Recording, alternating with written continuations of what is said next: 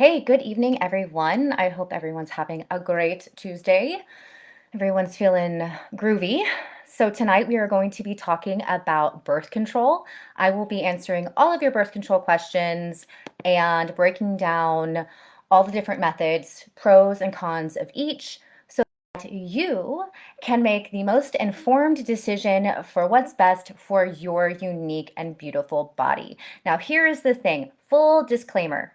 There is not the best birth control for everyone. There is not one best birth control method. Everyone has a different body, have different needs, have different requirements. And because of that, what works best for me might not work best for you.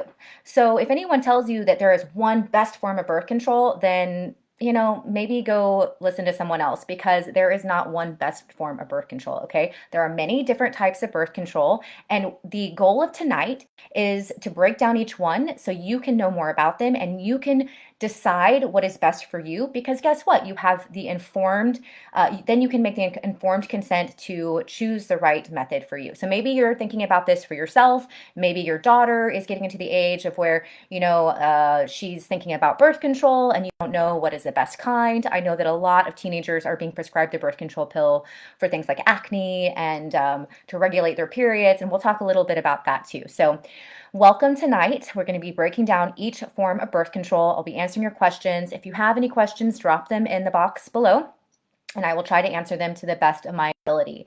So first one, we're going to talk about oral contraceptive pills, OCPs, all right? This is the most popular form, but actually nowadays the IUD is becoming more prescribed than OCP.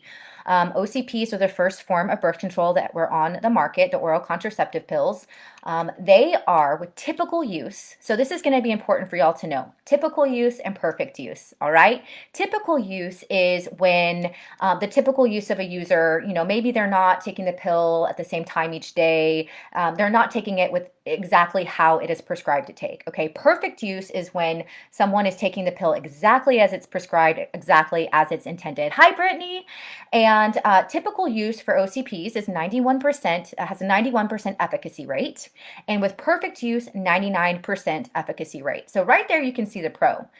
99% efficacy rate of preventing pregnancy. That is a big pro, right? That is a big pro. So there are two types of birth control pills, OCPs. We have a combo, which has estrogen and progesterone, and we have a progestin only. So first, let's break down the combo pill. Okay, so first of all, who is the birth control pill not right for? Okay, because there are a few genetic factors that can make the OCP maybe not the best choice, and that is people that have something called a factor V Leiden genetic mutation, and that makes someone more prone to blood clotting. And there is actually a simple genetic test that you can ask from your doctor to see if you have this. I actually have one of my best friends has this gene variation and almost died at 15 from a pulmonary embolism from her OCPs. And if you have this genetic variation, you're at high risk for a pulmonary embolism. In fact, 1 in 12,000 women a year die from a pulmonary embolism caused from their birth control. So make sure you don't have that. If you have a history of breast cancer in the family, might not be the best choice for you because oral contraceptive pills do increase the rate of breast cancer. That said, they do decrease the risk of uterine cancer and endometrial cancer and ovarian cancer, okay? If you're 35 or over and a smoker, not the best pill for you. Not the best form for you. If you are a smoker, once again, not the best because you're at increased risk of stroke and blood clot. If you have had bariatric surgery, so that's when they remove part of your uh, I can't exactly. They staple your stomach, I think. So if you have had bariatric surgery, this is not a good option for you because a birth control pill depletes nutrients. It is a highly nutrient depleting pill, okay? So a lot of women on the hormonal birth control pill are depleted of their B vitamins, their minerals like selenium, zinc, all of these things. Okay, so that said, you also have an increased risk. So let's break down the pros and the cons. So we know who is this not, who, maybe this isn't right for, and now what are the pros and cons of the birth control pill? Now remember that the birth control pill does cut off ovulation, so you do experience a withdrawal bleed afterwards because you didn't ovulate, so you're not having a true period. Okay, so I always like to start with the good before the bad. Who's with me? Benefits, prevents pregnancy. That's awesome. Lightens bleed. So a lot of women with heavy bleeds, they experience a lighter bleed. Can decrease pain and can reduce acne. So those are all really great benefits, but they're kind of like silver handcuffs because you're not getting to the root cause of the acne. You're not getting to the root cause of the painful periods. And these symptoms are like the red light on your dashboard on your car that tell you that there's something wrong. So like if you're driving your car and and it's the beginning of your road trip and the red light goes on, you're not going to put a band-aid over that and just pretend it's not there and keep on driving, right? You're going to figure out what it is. Like, are my tires low on air? Is my car overheating? Like, do I need oil? And that's how the body works. There's something out of balance, and our body is giving us this symptom of painful periods or acne to communicate to you that something needs to be investigated. All right. Cons: it causes leaky gut, which is intestinal permeability, increases yeast infections, increases the gallbladder disease. So there's a direct correlation between chronic oral contraceptive use and the removal of gallbladders, which we need because gallbladder breaks down fats in the body. Increased risk of depression and increased risk of autoimmunity with the oral contraceptive pill. Okay. So now we have the mini pill, which is the second type, and that is progestin only. Okay. Progestin is a synthetic progesterone. So if your doctor says it's progesterone pill, no, they're two different, completely different things. Progestin is a synthetic progesterone, has a completely different chemical structure. Progesterone is what is made from our ovaries, and it has a very nurturing effect on the body. It nourishes our thyroid, our hair, our nails, our mood. The synthetic version, progestin, actually is more similar to an androgen, and it has the opposite effect. So with the progestin only, it thickens cervical fluid, which makes implantation of the egg impossible. Okay, so same success rate with the mini pill. I'm going to reiterate that. Typical use 91%, efficacy rate, perfect use 99%. All right, so we're going to go.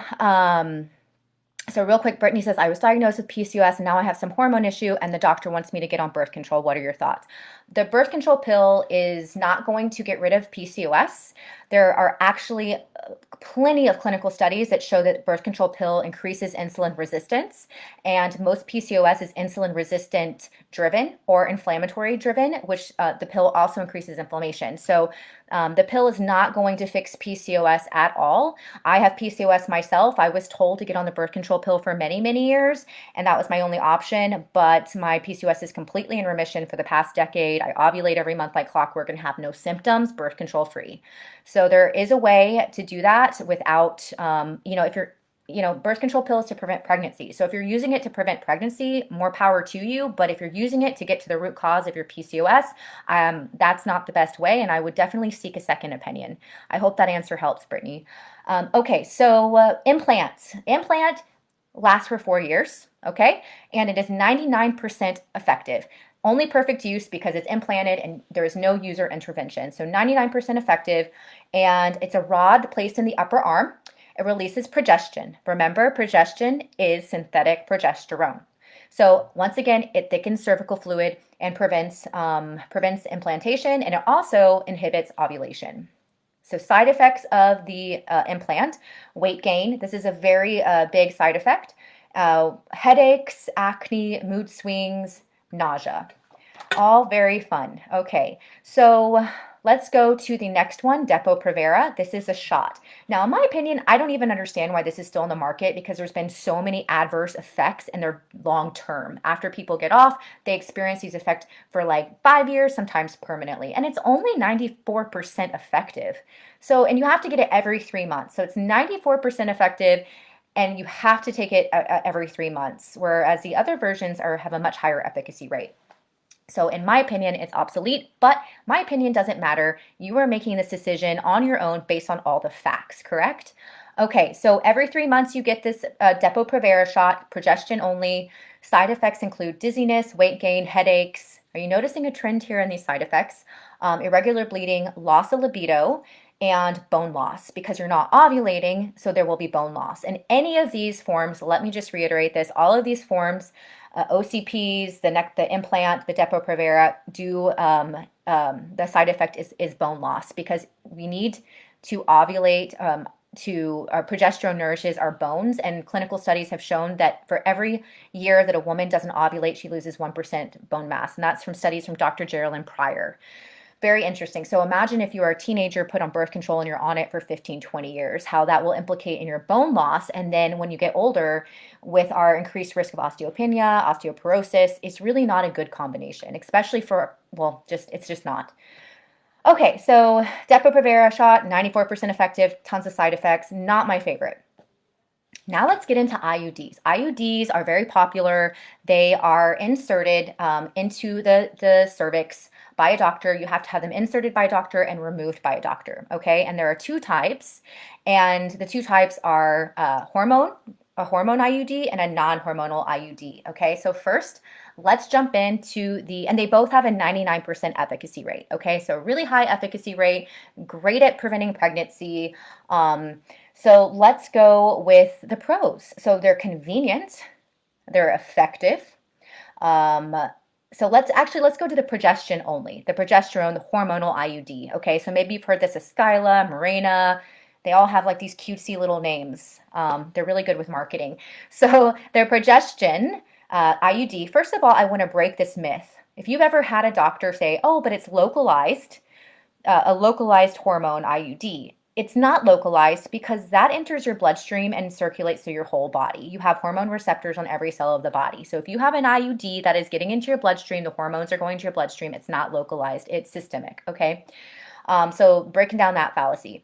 It's progestin only. These last for 10 years. That's a really long time. On average, about 10 years. Each brand has a different suggestion for how often you should get it removed.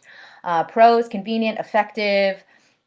How it works is it thins the lining of the uterus, so it prevents implantation, and it also prevents ovulation. Now, the pro, that's the pro of the progestin IUD, the hormonal IUD, is that in the second year, at least 85% of women using it will restore ovulation. So I think that's pretty great because ovulation is key. It's how we have a true period. It's how we make progesterone, which we need for optimum health. So the fact that 85% of women will ovulate on the hormonal IUD is a big plus for me, and it's 99% effective. Cons, okay? Perforation of the uterus or of other organs. 1 in 1,000 implants will have this, okay? So 1 in 1,000 is a lot. I mean, think about how many women have an IUD. 1 in 1,000 have a perforation of the uterus, have scar tissue, it's painful, or expulsion. And expulsion is literally when your uterus just expels it. They don't want it in the body, okay? And that happens often, like 1 in 1,000 as well. So other cons, mood, anxiety, mood swings, anxiety, depression, increased rate of breast cancer, headaches. And some of the symptoms, if you do have an IUD, some of the perforation symptoms are pain with intercourse, pelvic inflammation, abdominal bloating, and pain that doesn't go away. Okay, and also there is a report of 12% of women with the IUD do get ovarian cysts, okay? All right, so we have oh yes, and in the progestin-only IUD, there is a 3 times risk of suicide in young women. All right, so that's pretty heavy with the progestin only. So in the JAMA study in Copenhagen, they studied 1 million women over 13 years, and they found that there was an increased use of antidepressants with hormonal birth control. Okay, and progestin only, and namely the IUD, was the biggest, was the highest, had the highest rate of antidepressant use. Okay, so copper IUD. Let's go copper IUD. Once again, 99% efficacy rate. That's pretty awesome. It prevents sperm from swimming and so it prevents its mobility. So it prevents implantation, which is great, fertilization. It can also, interestingly enough, be used as an emergency contraceptive. So if you're not wanting to take the Plan B pill, you can also get a copper IUD, and that it serves as an emergency contraception, and then also it can last up to how many years? 12 years. Wow, 12 years. I think the FDA box thing says 10 years, but studies have shown that it can last up to 12 years. So, okay, so the cons, same as the ones above with the hormonal IUD, but there have been lots of report of heavy bleeding and painful periods upon receiving the copper IUD. Now that said, there are many women who get an IUD and have none of these symptoms. And then there are many women who have all or some of these symptoms. So you really have to find what's best for you. And here are a few, though, risk factors I would say that maybe the IUD is not right for you if you have a history of autoimmunity. Because think about it, you're putting a foreign object into your body, it's going to elicit an immune response. Just like breast implants elicit an immune response. So it can trigger these autoimmune conditions, okay? Because remember, our genetics are not our destiny. Our genes are not our destiny. We control our environment, so we control our genes. We are the masters of our genes, our hormones, of our environment. So it's the science of epigenetics. It's very hopeful. And that's it. If you have a history of autoimmunity or a family history, then this might not be the right choice for you, the IUD. All right. Um, Another thing is copper toxicity. Okay. So the copper IUD has copper and it can create copper toxicity. So it can cause anemia, it can cause iron deficiency. So really making sure that if you do have a copper ID, that you are taking a really good quality prenatal, that you are making sure that and this goes for any type of hormonal birth control, make sure you're taking a good quality prenatal, because the birth control pill depletes your nutrients like none other. It just, depletes your B vitamins, and that makes you more susceptible to chlamydia, to HPV infections. So really just make sure you're replenishing those nutrients that are lost on a daily basis with the pill use. And okay, so patch. Patch, once again, is like, I don't understand. Has only a 91% efficacy rate, and there are so many other better options. 91%, that's not enough for me, okay? I'm sorry, but I'm not going to chance getting pregnant or not with a 91% efficacy rate. Not high enough. NuvaRing, same thing, 91%. I mean, to me, that's not enough, okay? So, but for you, maybe it's enough. I don't want to make a decision for you. I'm just presenting the facts so you can make the best decision for your body, all right? So, getting to the last one, and this is a hormone-free birth control. It's called the realm of fertility awareness methods, all right? We have fertility awareness-based methods, and namely the symptothermal method. And the symptothermal method is using your temperature and your cervical fluid, observing both to identify your fertile window, okay? Because as women, we are only fertile 24 hours a month. Yes, that's right, 24 hours a month, sometimes in rare cases 48 hours, because we can ovulate twice, but that's very rare. And the fertile window is anywhere from 8 to 11 days, because sperm can live inside of you for up to 5 days, okay? So say you ovulate on day 14, typically, which is what doctors typically say we ovulate on, but that is not true. Actually, there's something like 15% of women ovulate on day 14. So we ovulate on different days. But say you did ovulate on day 14 and you had unprotected sex on day 10, you could still get pregnant, right? Because sperm can live up inside of you for 5 days because of our cervical fluid. Our cervical fluid keeps the sperm alive in things called the cervical crypt. And it's very fascinating. So that's why we identify our fertile window by using temperature and cervical fluid. If you don't know where to start with this, I recommend the book, The Fifth Vital Sign. I recommend the Instagram account, Fertility Charting. I actually just interviewed her on my Instagram page last week. We had a really great live Q&A. She answered all of our questions about the symptothermal method and how you can get started. I also, my pain-free period guide that's available for free download on my website kind of has some tips on there. My period solution book also outlines how you can get started. I have pictures of graphs and tips for charting your signs and how you can start practicing the fertility awareness method. Now, pros and cons of the fertility awareness method is pro. It has a 99.6% efficacy rate with perfect use. That's awesome. That's very close to hormonal birth control methods. So hormonal birth control methods are 99%. This one's 99.6. So yeah, I think birth control is around like 99.8 if we're getting exact.